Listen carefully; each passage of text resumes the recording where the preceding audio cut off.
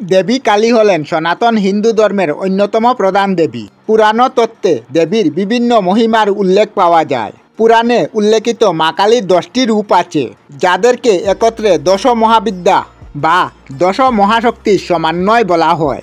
দশবিদ্যার এই 10 দেবীকে আদিশক্তির অংশ বলে মনে করা হয়। প্রত্যেক দেবীর রয়েছে নিজের নিজের বৈশিষ্ট্য। সকলকে আমাদের চ্যানেল বিধায়কনাথ বাপ্পায় স্বাগত। আমি আপনাদের সাথে আছি বিধায়কনাথ। আজকে আমাদের আলোচ্য বিষয় দশ মহাবিদ্যা। এই বিষয়ে বিস্তারিত জানতে ভিডিওটি অবশ্যই শেষ পর্যন্ত দেখবেন। প্রথমত মা কালী। দশ মহাবিদ্যার প্রথম দেবী হলেন মা কালী। মহাভাগবতের মতে মা কালী হচ্ছেন প্রধান। ভগবান মহাদেব বা দেবাদিদেব মহাদেব শিবের শক্তি। দেবী কালী অনন্ত সিদ্ধি প্রদানকারী। বৃহন্নীল তন্ত্র অনুযায়ী মা কালীর কৃষ্ণবর্ণের নাম দক্ষিণা কালী এবং রক্তবর্ণার নাম সুন্দরী কালী। দেবীর প্রসাদে সহজেই সাধকের সিদ্ধি লাভ হয়। দ্বিতীয় নম্বরে মা তারা। দেবী কালীর নীল বর্ণের রূপের নাম মা তারা। তিনি সর্বদা মুখ্যদায়িনী তারিণী। এই কারণে তাকে তারামা ডাকা হয়। দশ মহাবিদ্যার এই দেবী ত্রিনেত্র বিশিষ্টা। হাতে কাঁচি, কর্টি, খড়গের মতো অস্ত্র ধারণ করে থাকেন। দেবী তারার আরেকটি বিশেষ রূপের নাম নীল সরস্বতী। কথিত আছে বৈশিষ্ট্য মুনি এই দেবীর প্রথম আরাধনা করেছিলেন। তৃতীয় ছিন্নমস্তা কালী। দশ মহাবিদ্যার তৃতীয় শক্তি দেবী ছিন্নমস্তা। পরিবর্তনশীল জগতের অধিপতি হলেন কবন্দ, আর এই কবন্দের শক্তি হলেন ছিন্নমস্তা দেবীর স্বরূপ।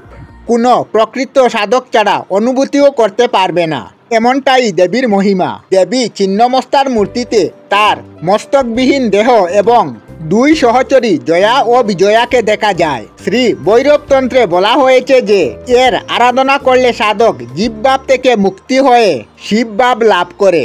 চতুর্থ ষোড়শী। দেবীর শক্তির সবচেয়ে সুন্দর একটি বিগ্রহ দারিণী সিদ্ধ দেবী হলেন ষোড়শী। দেবী হলেন চতুর্ভুজী ও ত্রিনয়না। তিনি সাহিত্য সদাশিবের উপর কমলাসনে শান্ত মুদ্রায় অসি। অন্ত্রশাস্ত্রে দেবী ষোড়শীর বিশেষ স্থান রয়েছে। এই দেবী ষোলকলায় পূর্ণরূপে বিকাশিত হওয়ার কারণে এর নাম ষোড়শী। শ্রীচক্রের মধ্যে তার উপাসনা করা হয়। পঞ্চম ভুবনেশ্বরী। দেবী ভগবতে বর্ণিত সৃষ্টির এই বিশেষ পর্যায়ে মহালক্ষ্মী স্বরূপা হলেন আদিশক্তি দেবী ভুবনেশ্বরী। তিনি ভক্তকে সর্বসিদ্ধি প্রদান করেন। অঙ্কশ এবং সাপ উনার মুখ্য অস্ত্র। ভগবান শিবের বাম অঙ্গকে ভুবনেশ্বরী বলা হয়েছে। বৃহন্নীল তন্ত্রে দেবীর যে বর্ণনা রয়েছে তা পুরাণ দ্বারা স্বীকৃত। এর উপাসনা পুত্র লাভের জন্য বিশেষ ফলদায়ক। ষষ্ঠ ত্রিপুরে ভৈরবী। ত্রিপুরে ভৈরবী বা ত্রিপুর ভৈরবী হলেন ভৈরবের শক্তি। ভৈরব হলেন ভগবান শিবের অংশ।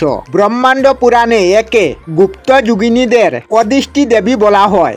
দেবী ত্রিপুরী ভৈরবীর অনেক রূপ আছে। তিনি রক্তবর্ণা, রক্তবস্ত্র পরিহাসা, বর ও অভয় মুদ্রা দারিণী। দেবীর আরাধনা করলে সকল ধরনের কষ্ট থেকে মুক্তি পাওয়া যায়। পদ্মাসনা এই দেবীর বিভিন্ন কবচেরও উল্লেখ পাওয়া যায়। সপ্তম ধূমাবতী। দেবী ধূমাবতী হলেন মহাশক্তি এবং স্বয়ং নিয়ন্ত্রিতা। তার কোনো স্বামী বা প্রভু নেই, এই জন্য তাকে বিধবা রূপে চিহ্নিত করা হয়। তন্ত্রগ্রস্ত হিসাবে ধূমাবতী এবং উগ্রতারা একই। শ্রী শ্রী চণ্ডী অনুযায়ী দেবী তুষ্ট হলে সুখ নাশ করেন, কিন্তু কুপিত হলে সমস্ত সুখ নষ্ট করে দেন। দেবীর আরাধনা করা খুব একটা সহজ নয়, তবে অত্যন্ত ফলপ্রদক। দশ মহাবিদ্যার মধ্যে ধূমাবতী স্থান বিশেষ উল্লেখযোগ্য। অষ্টম বগলামুখী। দশম মহাবিদ্যার অষ্টম দেবী দেবী বগলামুখী। শত্রু নাশের ইচ্ছা ও সমষ্টি রূপে পরমাত্মা সংহার শক্তি হলেন দেবী বগলামুখী। শত্রু ভয় মুক্তি, বাঘ সিদ্ধি লাভের জন্য দেবীর আরাধনা করা হয়।